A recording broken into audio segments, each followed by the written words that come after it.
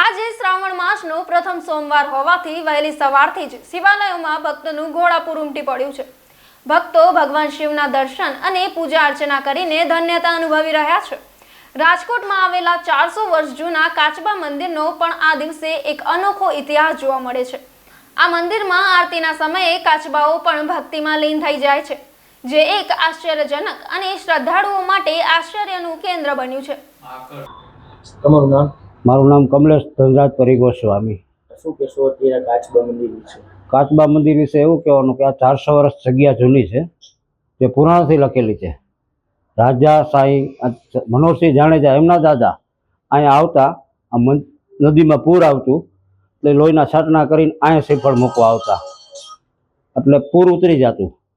આવી બધી જે કયો છો મનોભાવના, બાપુ પણ અહીંયા આવેલા છે વર્ષોથી, આ બધા ભક્તો પણ બધા આવે છે, બધાની મનોકામના પૂર્ણ થાય છે।